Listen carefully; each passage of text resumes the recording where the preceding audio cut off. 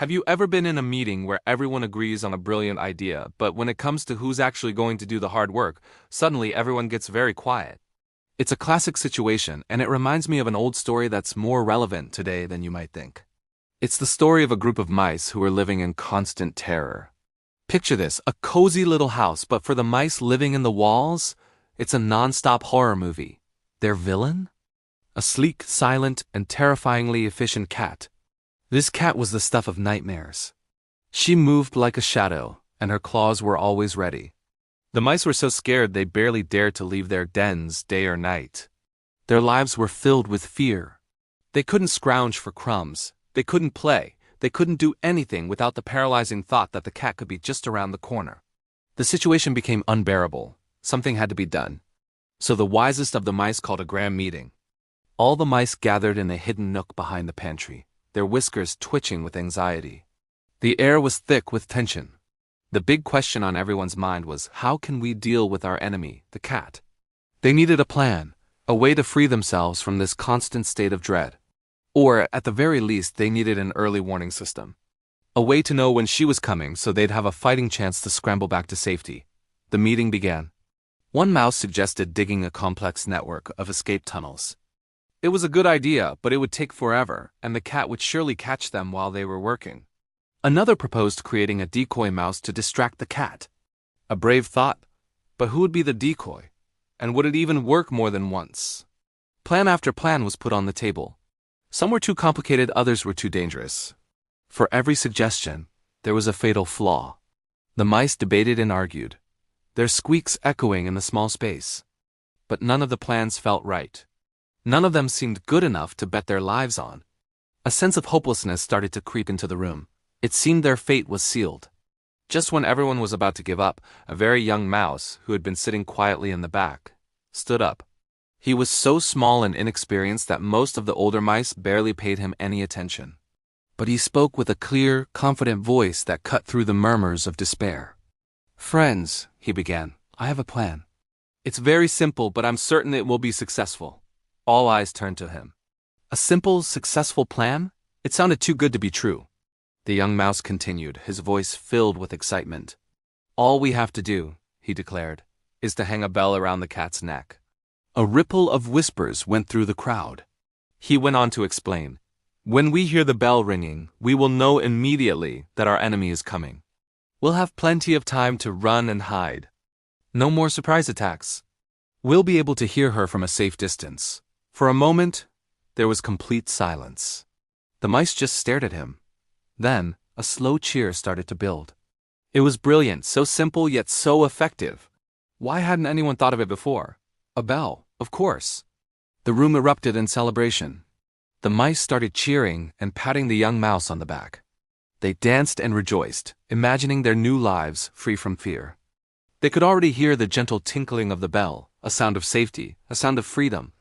The constant anxiety that had plagued them for so long began to melt away. Their problem was solved. They had found their silver bullet. But in the middle of all this celebration, as the cheers reached their peak, a wise old mouse slowly rose to his feet.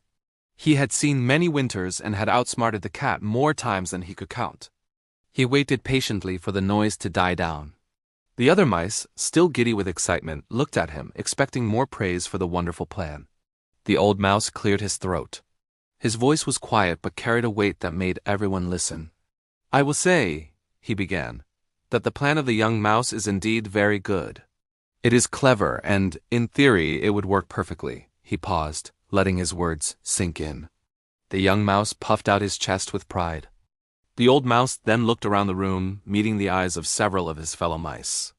"But," he continued, "let me ask one simple question." The room fell silent once again. The celebratory mood vanished, replaced by a sudden sense of unease. What could possibly be wrong with such a perfect plan? The old mouse looked directly at the young mouse who had proposed the idea and asked, "Who will bell the cat?" The question hung in the air like a storm cloud. "Who will bell the cat?" Suddenly, the simple plan didn't seem so simple anymore. The cheering stopped. The smiles faded. The mice looked at each other, and then at their own tiny paws. The image of the silent, sleeping cat, with her sharp teeth and even sharper claws, flashed in everyone's mind. Who would be brave enough or foolish enough to sneak up on their greatest enemy and tie a bell around her neck? Who would risk being her next meal for the good of the group? One by one, the mice looked away. The one who suggested the escape tunnels suddenly became very interested in a crack on the floor. The one who proposed a decoy started grooming his whiskers nervously. And the young mouse, the hero of the hour, suddenly seemed very small again. He had no answer. Nobody did. And so the grand meeting ended not with a solution, but with a stark realization. It's one thing to say that something should be done, but it's a completely different matter to actually do it. This story, Belling the Cat, is an ancient fable, but its lesson is timeless. How many times have we seen this in our own lives? In our jobs, in our communities, even in our personal goals. We can come up with fantastic ideas and brilliant strategies. We can sit in boardrooms and brainstorm amazing solutions to big problems. We need to innovate. We need to improve customer service. We need to change the world. These are all wonderful goals. They are the bells we want to put on our cats. But the hard part, the part that separates ideas from achievements, is the who will take the risk. Who will do the difficult, unglamorous, and sometimes scary work of putting the plan into action? An idea without execution is just a daydream. A strategy without someone to implement it is just a piece of paper. The real challenge isn't coming up with the plan. It's finding the courage and the will to carry it out. Think about the projects that have stalled in your own life or work. Was it because the idea was bad? Or was it because no one was willing to step up and bell the cat? It's easy to be the young mouse, to point out a solution from a safe distance. It's much harder to be the one who volunteers for the risky task. But here's the flip side. The ones who do dare to bell the cat are the ones who make a real difference. They are the leaders, the innovators, the game changers. They understand that progress requires action, not just discussion. They know that every great achievement started with someone being brave enough to take that first difficult step. So the next time you're in a meeting and a brilliant idea comes up, don't just stop at celebrating the plan. Ask the important follow-up question, who will bell the cat? And then maybe be the one who has the courage to raise your hand.